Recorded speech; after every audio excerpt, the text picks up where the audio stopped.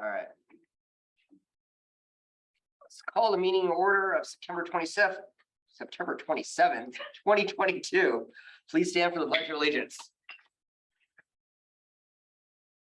I pledge allegiance to the flag of the United States of America and to the republic for which it stands, one nation under God, indivisible, with liberty and justice for all. Clerk, please take the roll. Councilmember James Blair, Here. Councilmember Joseph Richardson, Present. Councilmember Joshua Crossman, Here. Councilmember Holly Smith, here, Councilmember Brian Hess, Here. Councilmember Lynn Roy, here, Councilmember Terry Kaminsky, here, Mayor Joe DePinto. Here. All right, moving on to agenda approval. Can we get agenda approval? Move to approve. Second. Second by Councilmember Smith. Any discussion? All those in favor say aye. Aye. Any opposed say nay. Motion carries. All right, we got our special presentation today. It's National Voter Registration Day proclamation, Thurston County Auditor's Office. And we actually have Tilly from the elections, who's the elections manager with the Thurston County Auditor's Office in the elections department. Tilly, how are you doing today? Good. How are you? Not too shabby. Would you like to say a few words about the importance of voting and the elections and all that? I do. Again, for the record, my name is Tilly Napati-Polar, the elections manager for Thurston County. Thank you, City of Yelm, for recognizing National Voter Registration Day. Voting is the cornerstone of our democracy, but you can't vote if you are not registered to vote. Currently, right now, we have 194,000 registered voters in Thurston County. Our biggest goal is voter registration and reaching out to our young people. Only about 70% of those 18 to 24-year-olds are registered to vote in the county.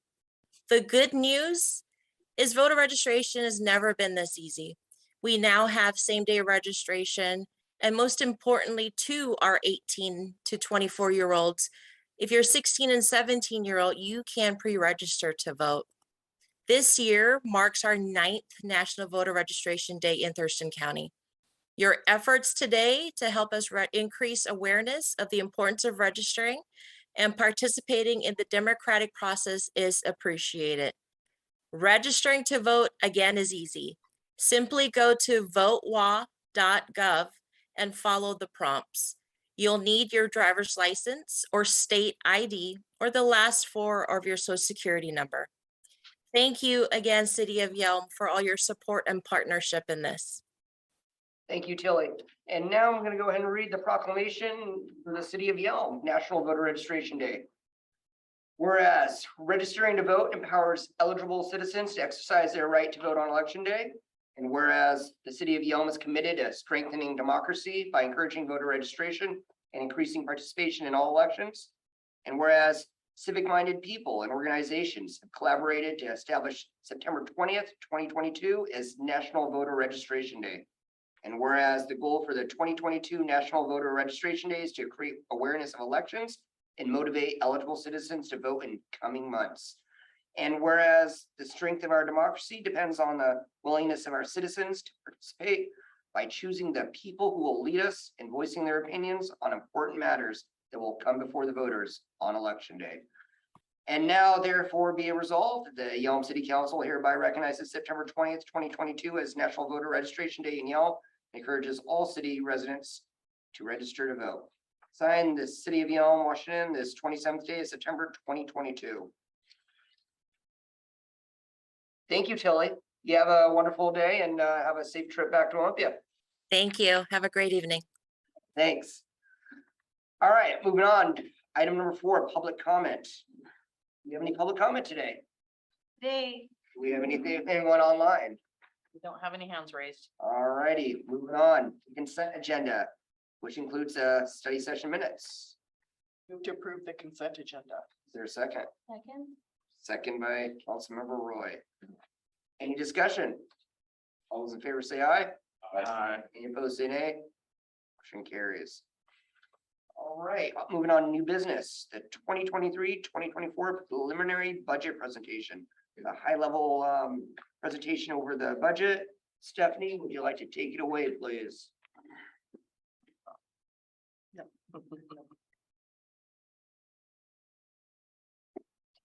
Okay.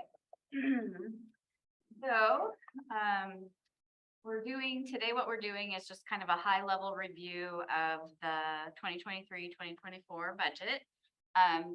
What we're discussing tonight is mainly operating revenues and expenditures. We will come back, and discuss more in depth all of the capital, projects that mainly are going on in public works and water, sewer, street, municipal buildings and that sort of thing. So, if you have questions, just go ahead and stop me and ask. Todd and I will kind of be working back and forth on this tonight. So here we saw these last time, but again, I just listed our budget goals, policies, and objectives. I think you're all fairly familiar with this. Then I'll let Todd go through his budget. Budget message. So 23-24 proposes team effort between the mayor and the department managers, directors. Spent a great deal of time over the last several weeks. Well, pretty much ever since I've been back, and I think it started before I came back. So I had to play a little bit of catch up with the department. So I spent a lot of time meeting with the different department directors one-on-one to go through their budgets thoroughly. We're pleased with the budget, but yet we know it's just a step in the process of getting to where we need to be with the city growing the way it is and the amount of homes being added and businesses being added. This is obviously a step in the right direction. We believe the proposed budget is responsible to the citizens as well as respecting the needs of our individual departments to maintain a high level of service and meeting the expectations of our community. So that's kind of what we kept in mind, is we know that growth is needed. And obviously you got to balance growth with the budget and make sure we have a healthy budget going forward. And I feel very confident, and I know Stephanie does too, that what we'll present, what you'll get to see is, I think it's definitely a good step in the right direction for us as a city, so. Well, I thought that I had a pointer on this, but I don't know if I do.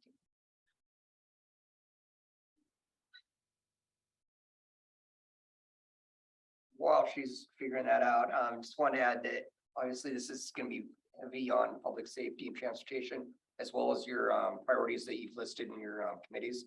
So we've hopefully been able to achieve most of the council's priorities.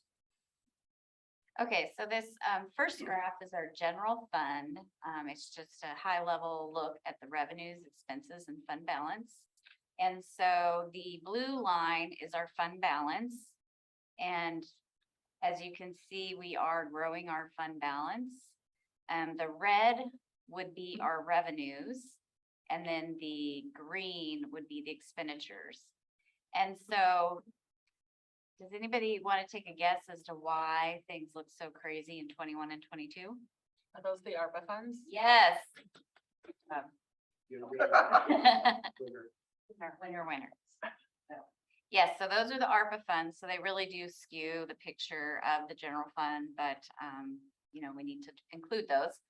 And so as we go down into 2023 and 2024, and you see that the green expenditure line is a little bit higher than our revenues, that's because we have proposed some use of one-time money, some reserves for a few, specifically in the general fund to purchase two police vehicles.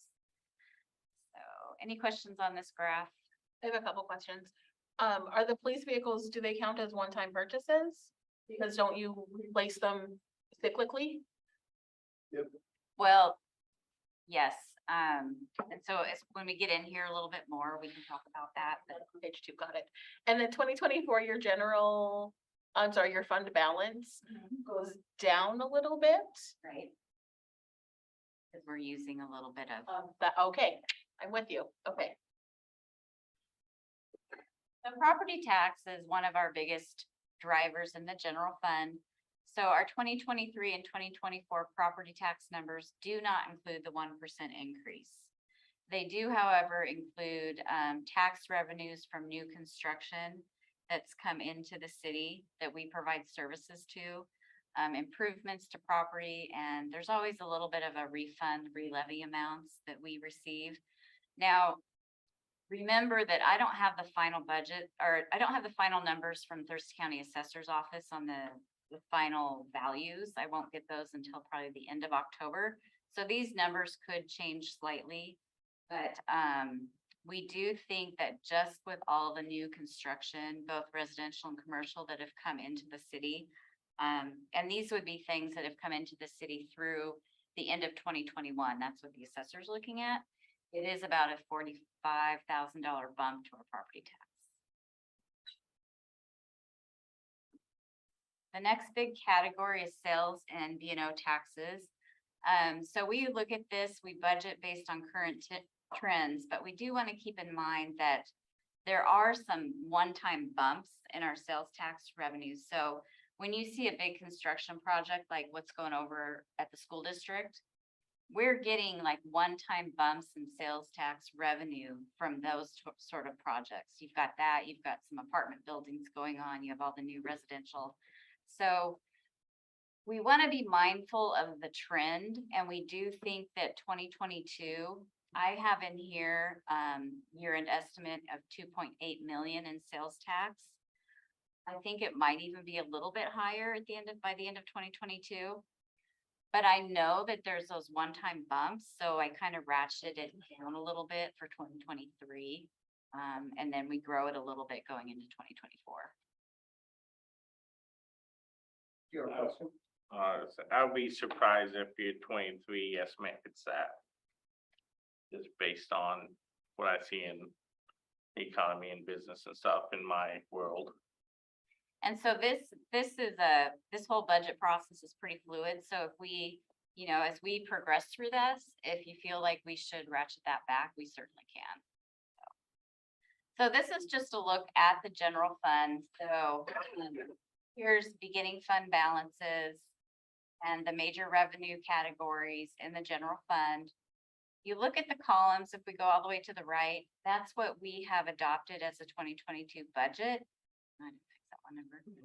And then the next column is what we're estimating year-end numbers are going to come in at. Then we go into 2023 estimated and 2024 estimated.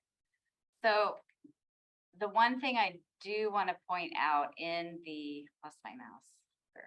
Okay, in the beginning fund balance in 2022 year-end estimate, this 1,320,189, that is ARPA money. We're not getting any more ARPA money. We're done with that.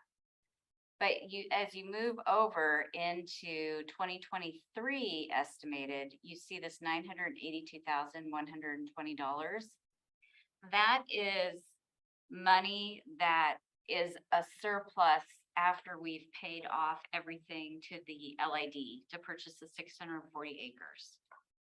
So that's money, as what we were advised, once that LID is paid off, which we've done, we declare that LID fund surplus and we transfer any monies left in there to the general fund. And so this budget ordinance will spell out to take that action, to close that fund. So what we're proposing in this budget is that we earmark that money for general government property management as a reserve to use for any type of general government property improvement purchase. If council decides they want to go and build a parking garage, use that money for that. I'm a strong believer that since that money came from general government, the purchase of that land, it should stay in the general government and be used for property type purchases. That's just my recommendation. I mean, you as council, you have the priority to do what you want to do with that fund. And then, my personal feeling regarding that money comes from a large amount of money that was basically robbed from this country. So whatever we use it for, it needs to be a direct benefit to people that live here, in my opinion. Whatever that may be in the future. That money is all that ARPA money, correct? Is that where it came from? right, we did use the ARP money to purchase that. So that all of that and everything that happened from 2020 and 21 and this year all that government spending and throwing money around has a whole lot to do with why the inflation the way it is, and it's screwing over a lot of people. So whatever is done with that $980,000 needs to be a direct benefit to the people here, not a benefit to the city. Are you suggesting a swimming pool? I don't care what you do with it. I don't care what you do with it, but whatever it is needs to be, people need to benefit from it, and Isn't a well-balanced budget a benefit to the people? we have a well-balanced budget. Thanks to, Let's, unless it's for this, but let's continue on, let her talk. just saying, whatever gets spent on it, I don't wanna see it as just a sole benefit to the city, as in what the corporation is of the city, because the city is a corporation, It's a business, sure, it's a business. Whatever it is, needs to benefit the people that live here, absolutely. not just in the, oh, well, your city's doing good, so you're benefiting from it. No, like, I mean, you have to go too. I hope you understand what I'm saying. She's gonna continue on, but, putting in a surplus fund for building, for, this building's in need repairs, other buildings in need repair. It is a direct benefit to the citizens of Yelm having a legitimate, building that's not crumbling and all that, not that this is crumbling, but, Like, I know there's talk of the parking garage, sure. and with things that wanna be done with downtown, that's gonna be a direct benefit to people who live here. Sure, absolutely. We'll talk more about this unless, Councilmember Hess, you want to add on this? I was going to mention that a parking garage is a benefit to the community, to the citizens here. You're taking care of a building, making sure that they have quality services from the general portion, because then that means it's not raising their property tax to take care of things that have to be taken care of. Absolutely. Let's continue on, Stephanie.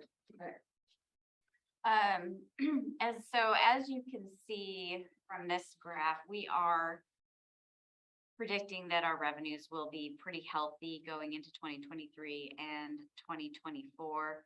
This just outlines all the different categories: the property tax, sales tax, utility tax, the B&O tax, other taxes, which mostly consist of gambling taxes.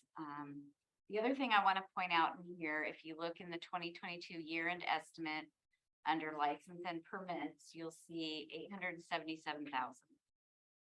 That again is one-time money coming in from builders paying for the permitting process. We don't know if it's going to continue with that trend, if it's going to slow down. So we really don't want to say we're going to receive that plus some in 2023 and 2024. I think keeping it around 400,000 is conservative. I'm comfortable in that area. I don't know, Cody, if you have something to say about that. But that's the sort of things we really want to keep in mind when we're projecting out revenues, is what's one-time bumps, what's more that we can just rely on consistently. Because the last thing you really want to do is build an operating budget, hire people based on one-time money, because that money is going to go away. And we all, seen that. Do you have anything to add? No. Okay. Any other questions on the general fund revenues?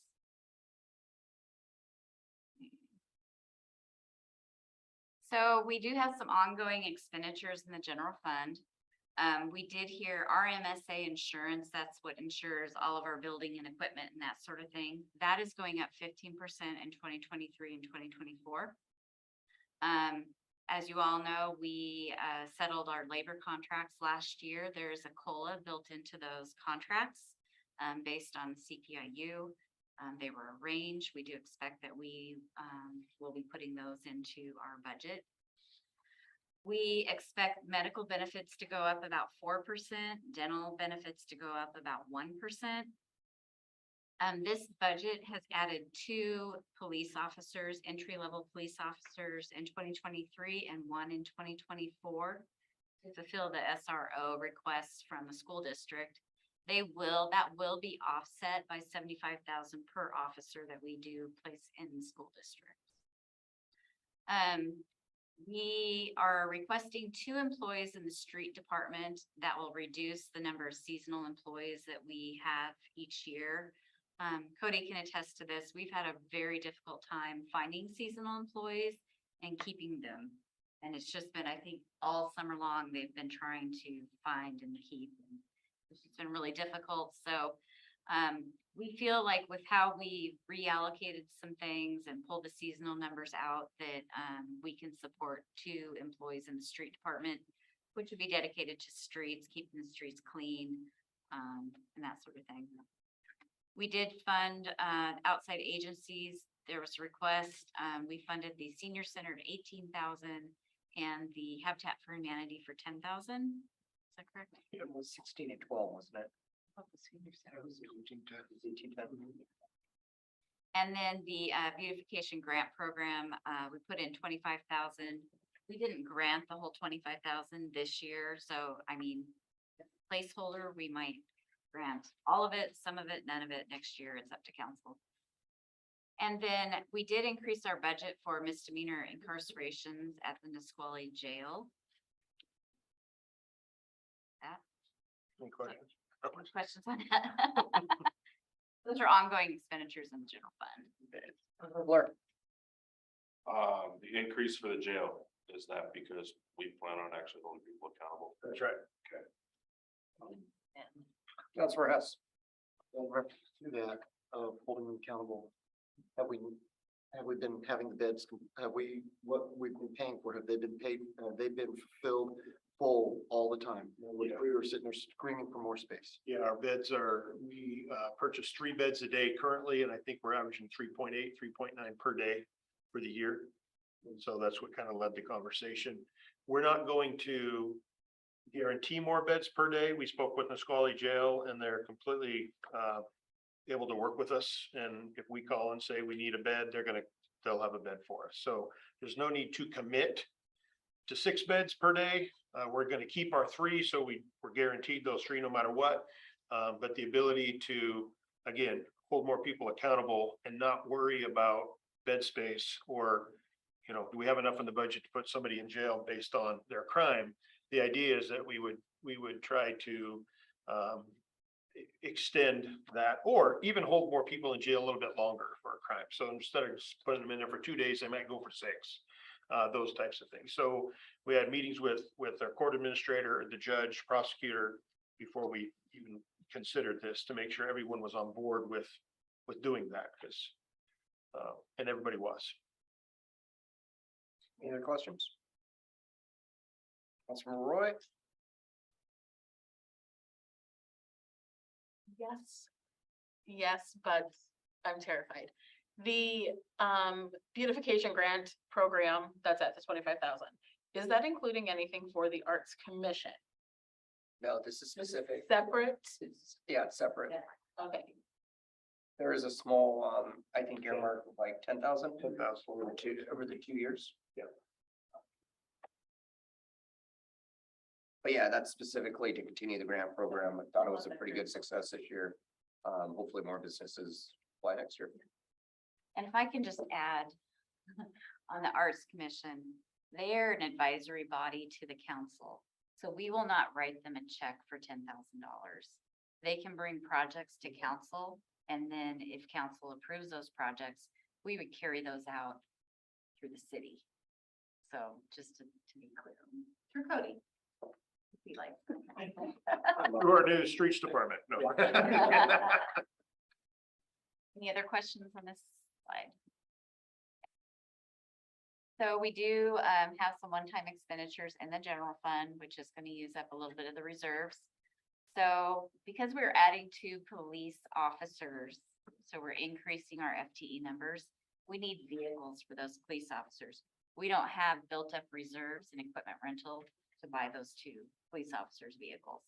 So it's a one-time purchase, and then going forward, we will be putting money into equipment rental to build up to replace those 2 vehicles. But it's just adding to the fleet. Also, the police department is requesting a portable speed message signs, 2 of those for $5,000. Todd himself would like a new reader board for 20,000. We've argued about this for quite a while now. Councilor Crossman. Okay, that's both of those I have questions on. Let's finish up the last one and then we'll go back to questions. That's all right. Okay. And then the UDC updates $100,000 a year in both 2023 and 2024. That is required. However, I do think there might be some grant money to offset. What Some is UDC? UDC is Unified Development. Thank you. Councilmember Crossman. Portable speed message signs, those are those electronic, you're flashing, are those? Do they work? So we have two I now. pass them a lot on Yeah, places and. So there's a couple ways they work. So we have two now. One is fixed on West Road and is hooked up to a solar panel. So we don't have to change the battery. The other one is portable. We move it. It'll last about 7 days on batteries before we got to take battery bulb off. They run about $2,500 each, $2,000 to $2,500 each. We also will have money built in, not in the one-time expenditures. We have a monitoring fee where you can track speeds by time of day, broken down by hour, directions of the vehicles, average speed. So, for example, if people call or anyone calls and says, I got a speeding problem on my road. What we can do is we put the sign there, we set up the display and the monitor, and we run it for a week, and then we pull that data and we can tell exactly when they have the largest problem based on number of vehicles. So it allows the police department to kind of tailor their patrols to a specific time period rather than just getting lucky on a particular road. So that's the other piece that we can implement with these moving signs. I like that idea. So you're saying like, if we see a sign, expect to see police there next month? Maybe if people are going the speed limit, then no. There's enough people speeding. But if people are speeding like at 10 o'clock at night, there's probably gonna be a cop up there, 10 o'clock at night. It's pretty detailed, but it could also be used too by public services if they wanted to do a count on a particular road in a week, how many people travel on a road, it'll tell you. We've done it before in the past with their existing signs. And you'd be amazed on West Road alone, just where that sign is, where you get 3,000 to 4,000 cars a day. You know, going down West Road. So it's pretty eye-opening when you see, and it literally breaks it down by the hour. So. Councilmember Blair. Would you say that those prevent most officers from doing the whole, like, sitting in a spot just waiting for someone? I'd say that's not the intention, you know, whether it does that, I mean. I would hope that the sign would slow people down a little bit. No, I mean, so there's like I don't know where to think of stigma. Speed trap, where you've got an officer just sitting somewhere along the road, just waiting for someone to drive by and pull them over for something. Watching the sign. Do you think having the signs out there so you're getting that data prevents the need for having an officer sit on the side of the road somewhere? Yeah, it'll Where they can definitely. actually go and doing 100%, yeah. other things. Yeah, I mean, here's the challenge with any speed patrol is having the time to do it. And so that's why I say if we got the ability to narrow down, you know, when is the majority of cars speeding on a particular road, we can have someone there during that time frame. But it definitely prevents the need to just randomly sit for long periods of time, you know, trying to run radar, because most of our radar patrol is complaint driven, right? It's by neighborhood, streets, different folks for various reasons, school districts. And so, you know, we'll go there and we'll sit, we'll try to show a presence, but you're really rolling the dice whether or not you're going to be there at the right time needed to do that. So that's where the monitoring really comes in handy to help us minimize the amount of time. The other question I have is the ones that we have, so if it's over 5-10 miles an hour of the limit, does it have the little red and blue flashing lights? The current ones don't. What it does, it'll just flash. The whole sign will flash. If you're 5 over, the whole sign will flash.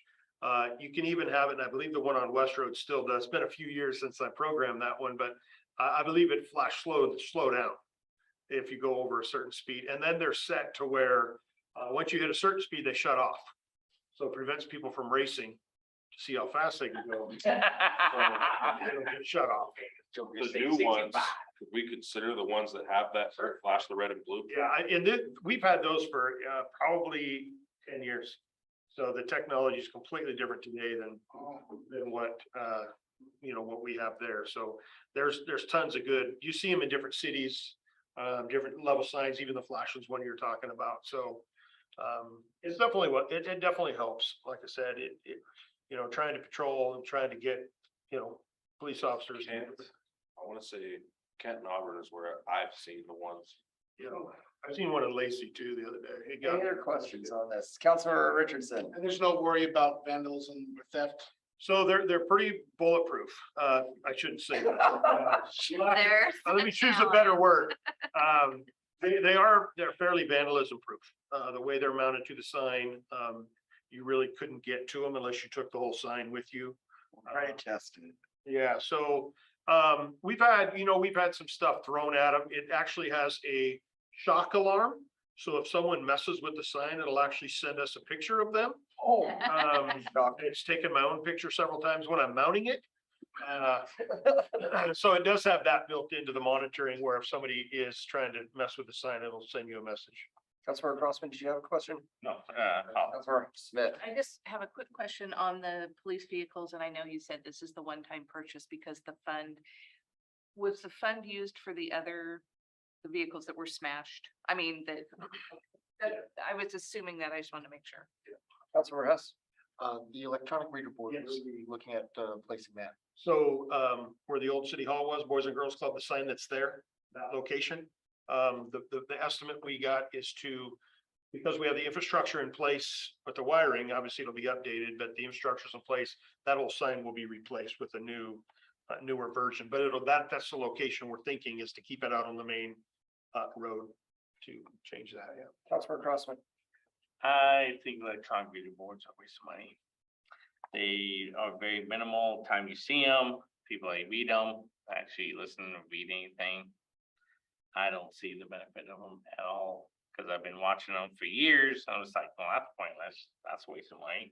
I saw a blip as I'm driving by, maybe of some information that didn't even pertain to me, so I'm not a fan of that one. But I do like the data collection on the speed signs, that's cool. Other questions on this? Councilmember Kaminsky? Is the other reader board ours as well?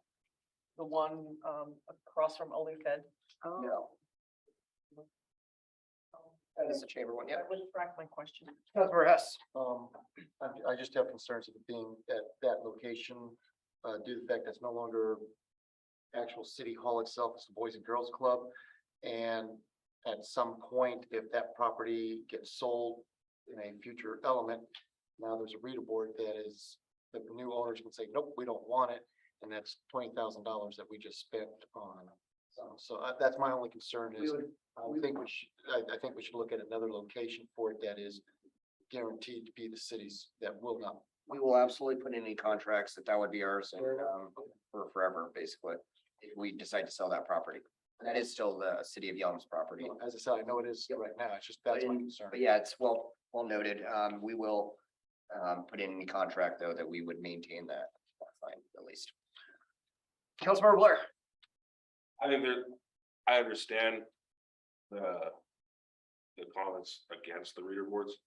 I think when it comes to the community events and stuff, it actually has a big benefit. I know there's been quite a few things that have gone on that I didn't find out other than seeing it come up on that board. One last thing before we move on, because we got still a lot left. I understand. Okay. And to go with the electronic reader board, just because technology is there with stores and it might be available with that as well. It's associated with, was Facebook, now it's Meta, but it's a Bluetooth device that will send out a message saying this is what's going on. Is there a possibility we can look at maybe adding that so that when people are driving by and they have their phones, they could pop up on there. So for community events or something like that, it is right there front and center on their news feed. Possibly, we can look. No, not looking at the phone, but they could, when they get home, it will. Probably can walk through looking at different technologies too. All right, Stephanie, you want to go to the next slide, please? Oh, okay, so these are the expenditure categories in the general fund, same format as the revenues. You will see, looking at 2023, we have increased the police department. Those are those officers that we discussed. All the other departments are remaining pretty stable. Community development does have that UDC program in it. That's why they bumped up quite a bit. We did add in the Yelm Community Center and the recreation line item. We do have some programming, a little bit of programming money in there for Prairie Days and Christmas in the Park. A few other things. And then the building, the community center, the operating costs of the community center, and by that I mean custodian and all the utilities, was really under budgeted. And so what we tried to do is really shore that up. I mean, the utilities in that building run about 30 to 35,000 a year. I think it was budgeted around 5, so we noticed that that was an error, and so we corrected that in here. Also note on there that we did lower some of the budgets, particularly the executive budget. Some of the trainings that you, sorry, not the council and also the executive, but the trainings, when you see detailed, you'll see it. We did cut some of the things like, I think the lobbyists. Yeah, there was like 15,000 in the council's budget for lobbying that we've never used before, and so we removed that. We didn't.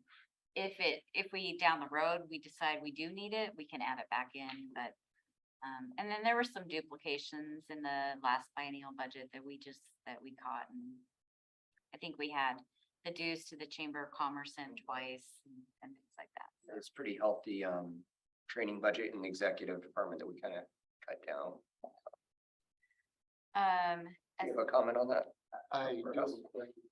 You stated that the building maintenance, that you underestimated the utility cost for the community center, but yet I see it dropped in the Under budget. YCC and recreation. YCC and recreation.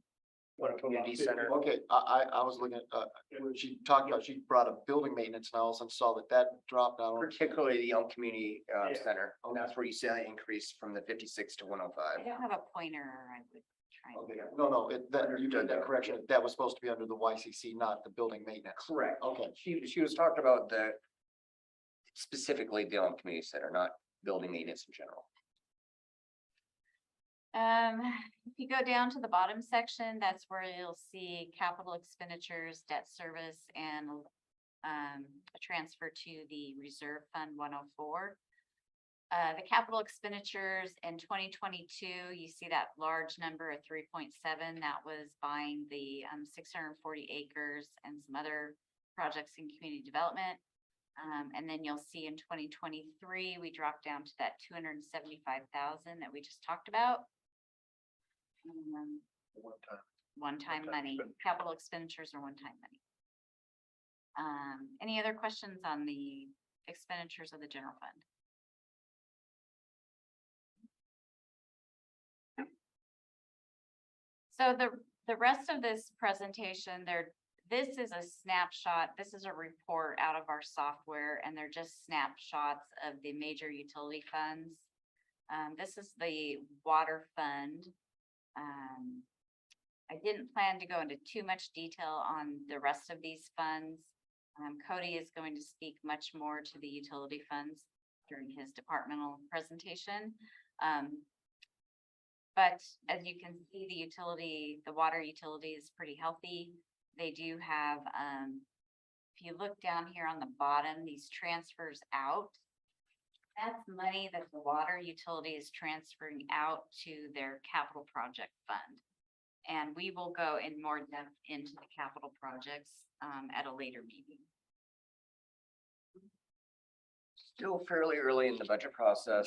We're getting into it though. And Um, you'll also see in the finance committee too, more details as well. So in the sewer utility fund, of course, you know, there's that big project that they're starting to kick off. And so a lot of the spare revenues in the sewer utility fund will be going towards the water reclamation facility. Again, we still have some work to do to make sure our capital projects are funded and coded correctly. But really, overall, the utility funds, we don't have any concerns. I don't think there's any rates suggestions for any of them. Stormwater, again, it's a healthy fund. So the 501 IT Equipment and Rental Repair Fund, this is where we pay our 2 IT personnel out of here. We also pay for all of our IT infrastructure, all of our IT softwares, the annual maintenance costs, things like that. This is funded. You'll see the main revenue for 2023 and 2024 is charges for services. That means that every other department and fund within the city that uses IT infrastructure, we all pay into this fund to cover the cost of our IT. That's why it's considered an internal service fund. And then the other internal service fund is the 502's equipment and rental and repair. This is the fund that we build up that savings to replace all of our vehicles. So you'll see it does have a pretty healthy beginning fund balance. That's because those are reserves set aside to purchase new vehicles.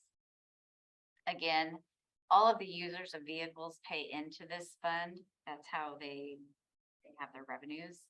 And then you will see one big difference in 2023 and 2024 down here in expenditures, where we have 116,000 in 2023 and 124,000 in 2024.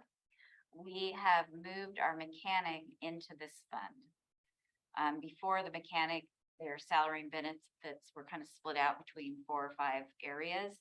We decided it would be cleaner just to have that mechanic's salary and benefits in this fund. And then everybody else would pay their appropriate portion of that. So that's the big change for this fund. And then these are all the special revenue and debt service funds. I just listed them very briefly. Revenues on the top, expenditures on the bottom. Really, a lot of these are just reserve funds, the debt service funds, and that sort of thing. If you want any more details, just email Todd or Stephanie directly and we can get you more details on it. And this was just a broad overview just to get the numbers out. And we can send this presentation out to everybody. So next steps, October 4th at this council study session, all of the departments will do a presentation for council. They'll go over their accomplishments this biennium, what they're planning to do in the next biennium, and then any of their specific budget requests, they'll talk. You can go into more depth on those with them. October 11th, that's when we plan to do more of a deep dive into the capital budget and all of the various projects that we have. So we'll do that October 11th. October 25th, we can have more budget discussion if needed. We'll also hold our first public hearing on the property tax and the biennial budget ordinance. That'll be the first of 2 public hearings. We are not having a council meeting on November 8th. We'll have our second of the 2. Election night. Oh, I thought they knew. No, it's yeah, sometimes people don't know. It's a random November night. Yeah, it's an election night. Usually if it's not just for, I want to kind of set a precedence in the future as well. A lot of times during off-year elections for council members or running elections, mayors running elections, it's nice to have that day just to focus on that civic duty and all that. So luckily we can front load some of the stuff that we need to do on November 8th, and the meeting before and after. So I think it's, for me, it's very important that we have that day off to vote and all that, so. And then November 22nd, we'll have our second of 2 public hearings. Public hearings are required by RCW. And November 22nd is when we plan to ask for adoption of the property tax ordinance and the biennial budget ordinance. However, if we need to go into December, we can. So those are not hard, fast dates, but we are advertising those 2 public hearings on those 2 dates. We are doing a little more aggressive schedule than we have in the past years. But this also gives us more time, just in case there's some council can't agree upon, or they want more time for whatever. Put that buffer time in. Any other questions? The information that you want me to bring next time? Or if you think of anything, you can always email me or call me or get a hold of Todd and be happy to provide that. Just to end that, Stephanie's putting a lot of time on this. This is her, her main thing that that's it's her job, to create this budget. And she's spending a lot of time on it. So thank you, Stephanie, for all the time and. The other thing I am preparing, a short PowerPoint on property tax, just to try and clarify, in a little more detail, how we come up with our property tax and what it means to take or not take the 1% and that sort of thing. Councilor Russ. I just wanted to ask, I understood with the IT, and with the IT individuals and the mechanics, that you brought them into their appropriate places, 501 and 502. It'll be easy to understand in the budget who's paying into for the use of the mechanic and the use of the IT individual's time. Yep, we can show that detail. Any questions? All righty. Thank you. Good questions. Good presentation. Thank you, Stephanie. Moving on, under new business, discussion filling vacant city council's position number 6. So under this, I'll leave the discussion up to you, but I just kind of want to suggest how we've done in the past. Earlier this year, it seemed to work really well. And this is kind of the guideline that I would suggest to council. Totally up to your decision if you want more time, less time, whatever. But some of the facts are, we opened the applications already on the city website. So we've already gotten a few applications. The announcement was posted on Facebook and the website, both on September 20th. Applicants who previously applied have been notified. So anyone that applied this last round was emailed. Thank you, Kathy, for doing that. We suggest a timeline to accept applications through October 5th. That gives them, what is it, 2 weeks? 2 weeks to apply, as well as additional posting later to probably tomorrow on the social media, the website, and September 28th announcing application dates, announcing that applicants will be expected to attend the October 25th council meeting for an interview. Is that right? The 25th, or were we talking about the meeting prior to that? Or was the 11th? We're talking the 25th, because if we accepted applications through the 5th, that only gives a couple days to notify the applicants to appear before council on the 11th.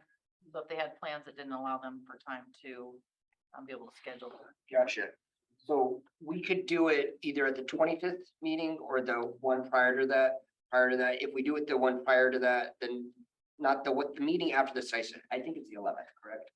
If we do it the 11th, we would likely close it after that council meeting on that Tuesday. So that gives them a week and some change, a little less than 2 weeks to apply. But that also gives the council a week to review prior to that meeting and have them announce or have them interview. And when they apply, Kathy's been very proactive with giving information about what the timeline is, particularly after this meeting, with whatever y'all decide, she'll go ahead and move forward. That said, turn over to y'all. What do you want? Councilmember Blair. I don't think there's any reason to wait until the 25th. And I think if you're applying for council, be able to stay on top of it to understand what day to be here. I think the 11th to have them come in for interviews is good. Close it. So that would be close it next week. Okay. Councilmember Hess. I would like to, the process, the timeline sound good. I would like to propose that when it comes down to choosing, that we look at ranked choice at this time, because the way it's been in the past, whoever puts up their hand first to nominate, then all of a sudden becomes, depending on how that person's voting, it may be, some people may go, well, okay, I'm not gonna be able to get my person nominated.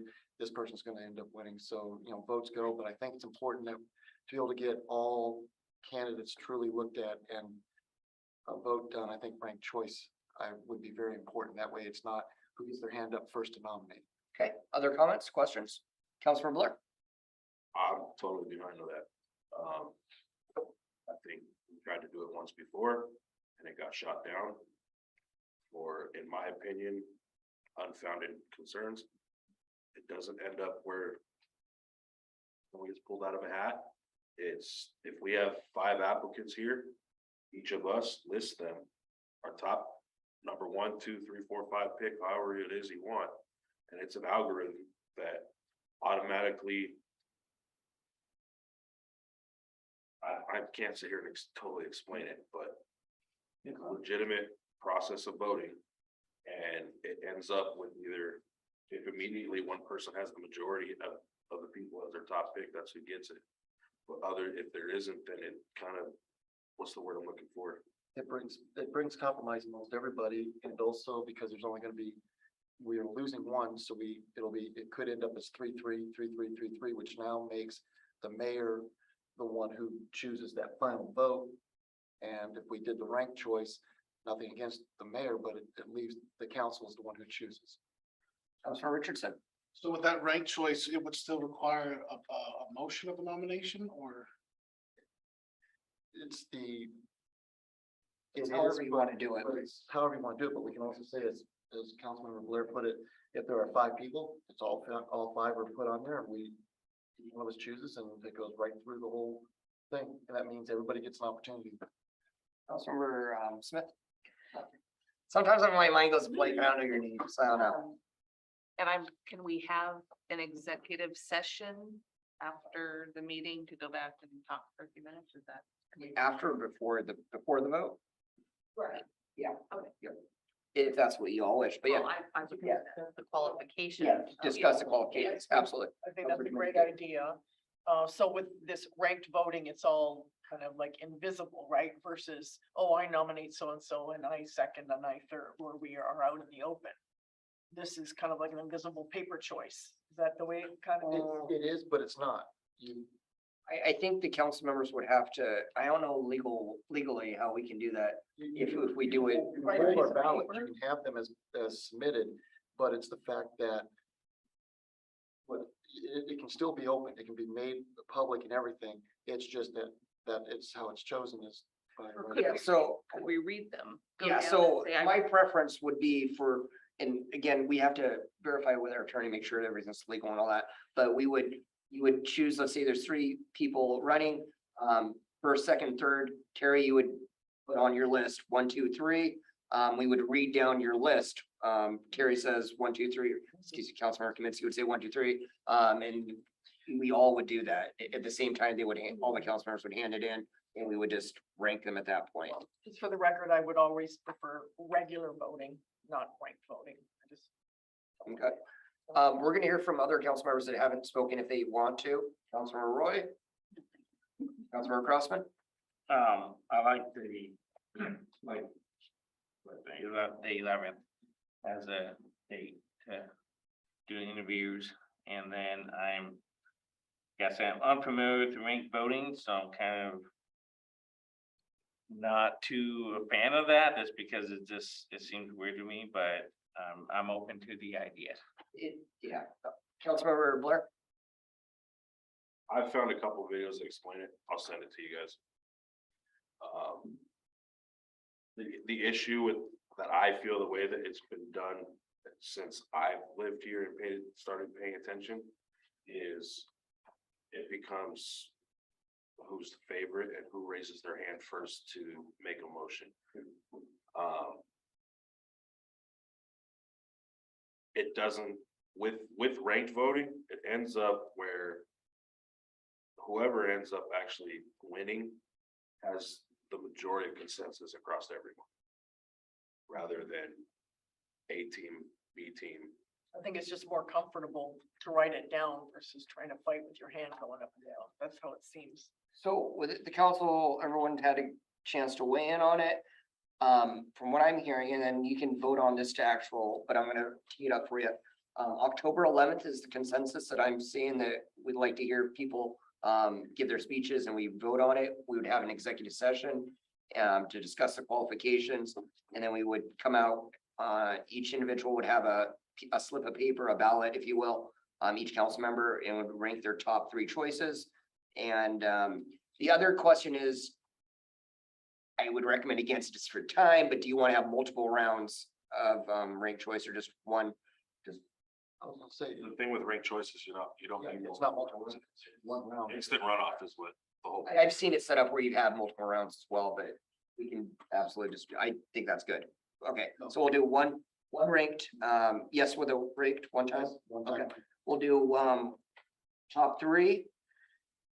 And, the person with the most votes at that point will become the next city council member for seat number 6. Or excuse me, yeah, positions, yes. Position 6. We all good with that? All right, so I'd like to have it in the form of motion, correct? Where we would set the date of October 11th. Ranked choice voting. I think those are the 2 things that we'd have to solidify, make sure. Councilmember Hess. I move that for the choice of replacement for Councilmember Roy for position 6, that on October 11th, we have the interviews with an executive session, and then we follow it up with ranked choice voting, 1 round ranked choice voting. Give it to Councilmember Smith by hair. Oh. We, All right. Is there any further discussion on this? So what we're voting on is October 11th is the date, executive session, ranked choice voting. Any further discussion? All those in favor say aye. Any opposed say nay. Motion carries unanimously. Am I wrong? I'm just unsure. Do we have an abstainment? Yes, I'll abstain. All right, motion carries with 6 yeas, 1 abstained. All right, thank you, council. We got that done. Good process, open, public, transparent. Moving, we'll move on. Yeah, move on, sorry. No, ranked choice, it's fine. We were talking about, it. Anyway, we can chat one-on-one if you want afterwards. Moving on to old business, there's none scheduled. Moving on to updates, number 8, departments. Todd, do you want to go ahead and give us an update? Thank you, Mayor. Just a couple quick updates from the various departments. In the police department, we had 2 new recruits, Marvin Hernandez and Daniel Adamski, started the police academy yesterday. They will be in there for 4.5, 5 months.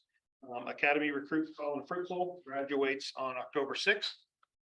That's Thursday, October 6th, and we have 1 lateral applicant in the background process going well. In the court side, Judge Tom Meyer will celebrate his 30th year with the city on October 6th. That is also court day. Our court administrator has invited anyone in here to stop by and congratulate the judge and have a bite to eat. There will be some good food over there as well between noon and 1. Finance department, I don't really need to go into detail of what they've been doing. And I'll just reiterate what the mayor said is I know Stephanie's tired of seeing me. You don't want to, every time I walk in her office, she just looks at me and says, "What now?" So anyway, we're very true. so tons of work she's been putting in, and I am super thankful that we have her leading the charge with this whole budget. In the HR department, we have a current recruitment underway for a planning and building manager position. Is that right, building manager? Is that right? Okay.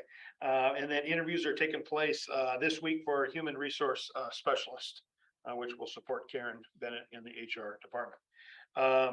Public Services Department, their small talks, September edition should have went emailed out to you. Tons of updates in there. It's a great article that Cody and his team puts together. And just wanted to point out that Savannah Cervantes was the employee of the month for public services. Fantastic. And then just a quick fact, the splash pad closed up on Saturday for the year.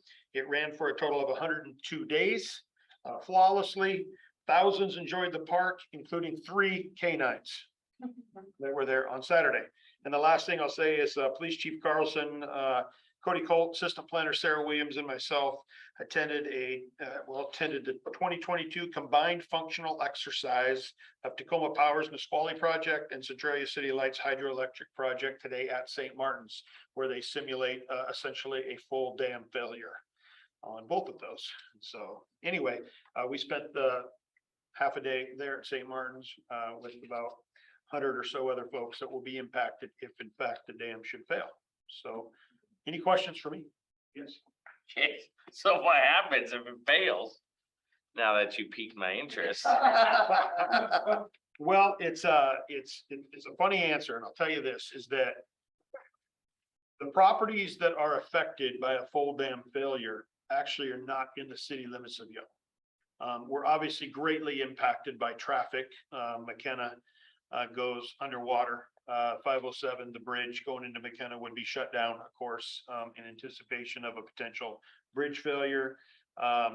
Most of the lower part of the Nisqually Pines at that point is underwater, so we would be assisting with evacuations.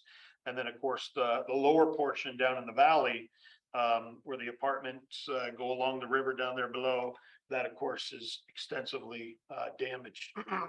So we're very much in a support role with State Patrol, Thurston County, and then of course various other roads that would collapse. And then when you take the Centralia or canal into impact, I guess today they broke that in several places on us too. There are a few dozen homes along the canal that would be inundated with water. Nothing too extreme, we're talking a foot or two of water. But most of those homes that are the most susceptible to the canal failure are on the down by the Nisqually Pines. They border the river down by the Nisqually Pines, and they know those homes are actually on the emergency contact list to be notified as soon as there's anything that identifies any seepage. So the city of Yelm itself, we fare okay, other than road closures and a huge impact as far as travel goes. So. Councilor Hess. With that, and knowing that Yelm is okay and we're in a support role, have we got the plan in place of being able to have where medical field hospital can be set up, LZs for helicopters to bring in supplies, places to put displaced individuals due to the fact that some of those areas won't be able to go north, they'll have to come south and. Yeah, so we have agreements with our school districts to serve as those types of temporary shelters should something like that happen. And of course, all those locations have helicopter landing spaces available with the fields. And so that would be our primary locations to set those up. In the past, we've actually helped Pierce County as well with evacuations because of our proximity to Pierce County. That's was more so when they had the care center right on the other side there. They would actually bring those folks into Yelm at a church, set them up in there whenever the river rose. So a little bit different situation there now, but yeah, Pierce County has extensive plans for their side. Thurston County, we're all dialed up on this side as far as what would happen. And the real blessing behind all of this is that should the dam failure occur, we do have some time. It's not instant here. It would take about an hour and a half to 2 hours before we see the full push of that water come through. So we would have a little bit of time to shut down particular roads, get people out. They have a warning system. They know, and it's incremental, right? They release an incremental, and when the dam breaks, we still have 2 hours at that point. So plenty of forewarning to get there. Councilor Miller, thanks for watching. Councilor Crosby, do you have a question? What would be the cause of the failure of two dams? The failure, what would be the cause? Mhm. Just too much water behind it. And so both of these dams were built in the 40s. I believe one was in 45, one was in 48. You have the Alder Dam and the LeGrand Dam. LeGrand Dam is essentially a pass-through dam. So whatever Alder Dam's releasing, LeGrand has to reduce, has to transfer the same amount. And so ultimately, they're structurally sound. They get inspected all the time. They don't anticipate that those dams would fail.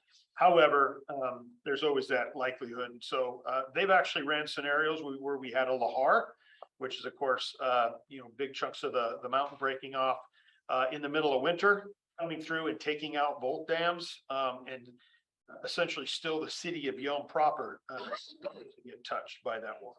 So. Did you get McConey's? You know, that's a whole different conversation. What? I did not get. I know, I'm still not kind of. Unacceptable. Let's Still go. upset about it. Please. We'll write a. I'm so sorry. We'll write a letter. Councilmember Hess. In reference to that occurring in Yelm, not being underwater. Utilities, electricity would still be good, water and sewer should not all of a sudden also become an issue, will it? Yeah. Cody, you want to say anything about that? Cody was there today Yeah. too, representing the Public Works Department in regards to this type of situation, so. Yeah, I can be really brief. So the one effect that we have is since we discharge to the canal and river or reclaimed water, we have to store reclaimed water on site, which we can for about a day, day and a half. Once that happens, we'd have to find somewhere to discharge our reclaimed water. That's not a really big issue because it's reclaimed water. It's just when flooding's happening, it's hard to discharge it.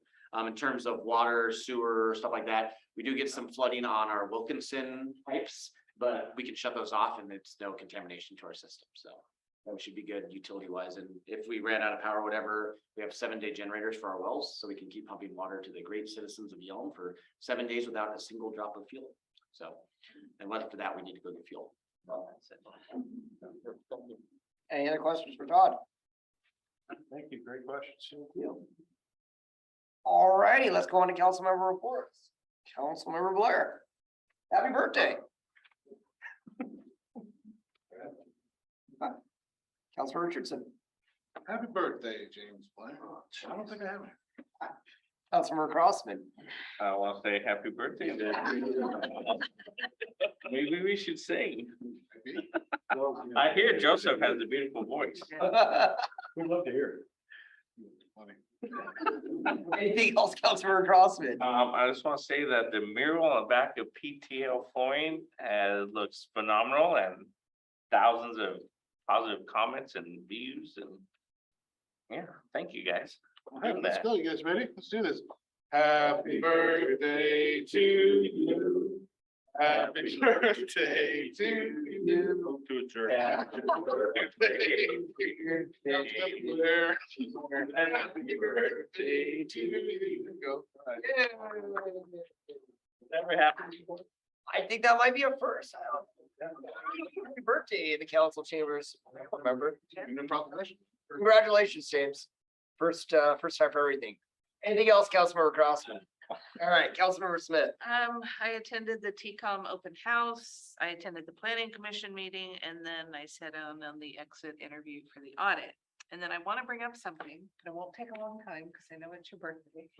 I would like to get something added to the study session if possible, and it is about the study session, how they are being ran. They're starting to feel like a council meeting, but just at a different location, and I don't think that was the intent when we first started talking about that, so I would like to discuss that. I looked up a bunch of stuff on the Open Public Meetings Act, and not that I want to keep them private, but so I'm assuming, is that okay to ask to put it on? We can chat about that in our next study session. Talk about the study session at the study session. Okay, all right. All right, anything else? All right, Councilmember Russ.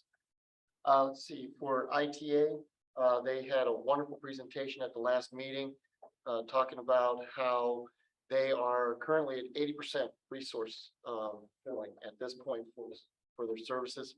Prior to the pandemic, they are now starting to look at how they can start with that proposition that everybody passed.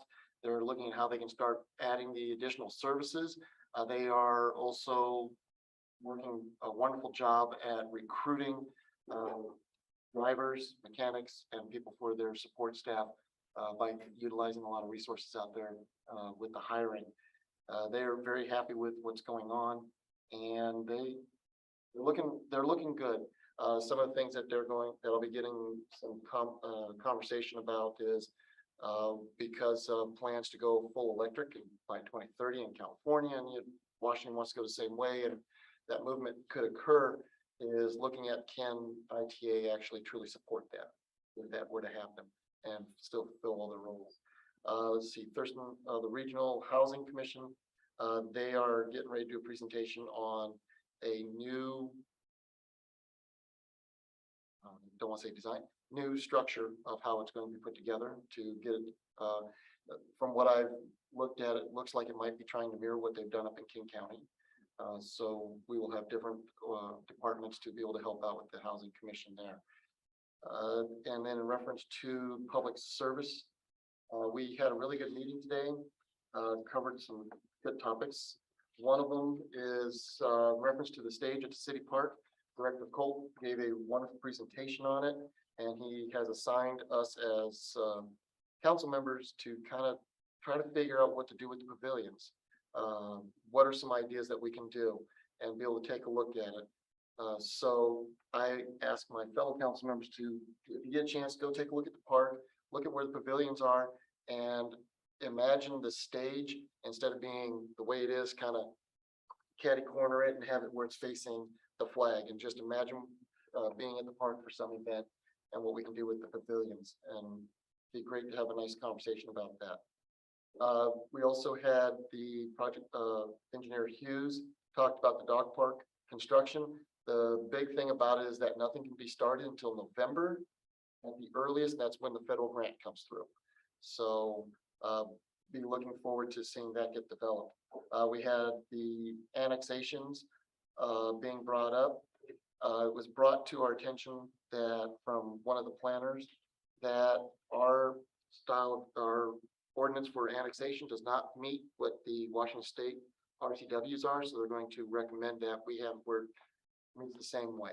Not only because the way it is for Yelm, it's the property owners have to ask to be annexed. The RCW allows the communities themselves to ask, hey, do you want to be annexed? And so we're going to have that recommendation, that change. A lot of stuff on the horizon that's coming up. We have our habitat conservation plan from the U.S. Fish and Wildlife. We're waiting on that. The website will start having updates about it. We had a nice discussion about the EIC and a possibility of how the parking garage, parking space could be put together for the community for central business district. The one nice thing that was really talked about was the one-way couplet, again, showing how that will look, and we're looking forward to seeing the presentation of the drawings and such for that. And then also we have the city composition plan, as well as the codes are getting ready to go through a major update required for the composition plans every 8 years. So by July 2024, remember correctly, we have to have a new one. So we're going to be starting that soon. And what this composition plan will be used for is how we go about developing the community. Some of those capital projects, and they start getting prioritized so we can see how our community can be developed. We have that. Some of the things that they're going to be that we have to be looking at is our parks, our water plan, our housing plan, things like that. We're also having a code overhaul, which was brought up during the budget process. The big thing about that is it was last updated in 1995. And the reason why they're looking at getting it overhauled now is it's going to bring us up to, as Director Colt put it, to the modern age of the 22nd century. Instead of looking at horse hitching posts and things like that, we're going to have what is required for, how many electric charging stations per parking spaces, some of the things that we will be dealing with as we go on.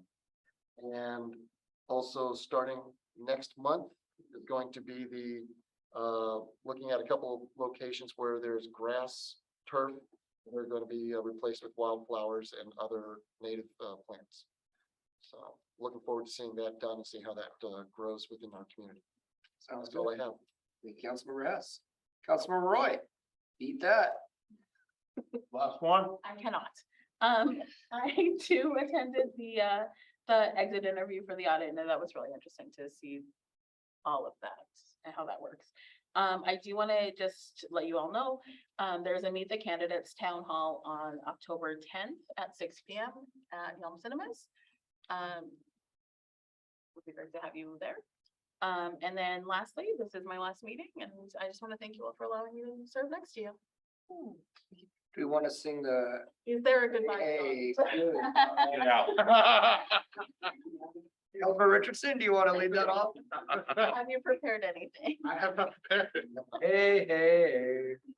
Yeah, there we go. Wow.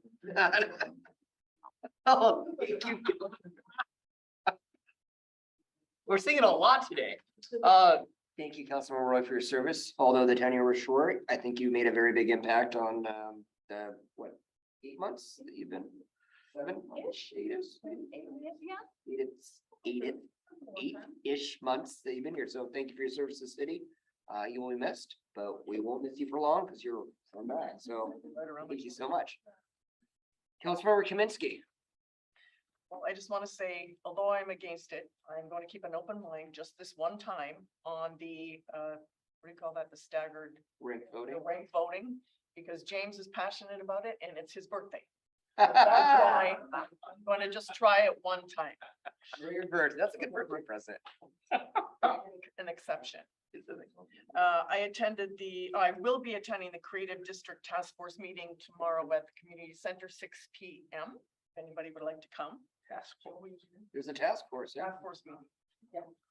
And Brian did a great job with the Public Services meeting, Was he detailed enough? very detailed, yes. And then I had my Nisqually River Council meeting, which was hosted by Yelm. Yeah. First time in 3 years. We met live. It was really fun in person. We had special guest speaker Joe DePinto here. So it was great. And the really interesting part of that meeting was meeting this gentleman regularly. Were you there? I think you were there. Really cool young gentleman that had some issues with drugs and mental illness at one point in his life, a short period, and he used running to help him heal himself. So he started a foundation called Run Far Foundation. And he did what he called the Rainier Sea to Summit Run, just in August, actually, August 8th, something like that. So what he did was he dipped his running shoe in the Nisqually Reach over there by Billy Frank in the water. And he literally ran up the valley, through Yelm, through McKenna, to the mountain, and then all the way to the peak of the mountain. Whoa. Okay. Couch potatoes are we. This guy was amazing. So 77 miles in 47 hours. The summit, he said, was 14,400 feet. It was a perfectly clear 100% view from the top of the mountain, and he had pictures of it. It was really cool. 37 degrees and not a speck of wind. So he ran a really successful, it wasn't a race, but there's talk that he may do a documentary, in which case Yelm would definitely be in it. So it's just really an honor to meet this young man. So that was the pinnacle of the meeting for me. Report. Councilmember Kaminsky. For mine, I don't have a lot. I just attended the AWC Falls Mayor Exchange last week. That was good. Met with 50 or so other mayors from across the state, talked about successes. I think there's challenges with them. Took away a couple good ideas maybe we can implement here in the city of Yelm, such as a expedited permitting process, but Stephanie loves to hear about that. But anyway, lots of fun stuff, and it was good to meet some of the other mayors as well. And I was definitely the youngest by at least 15, 20 years. Anyway, anything else for the good of the order? Move to adjourn. Second. Moving second, all in favor, say aye.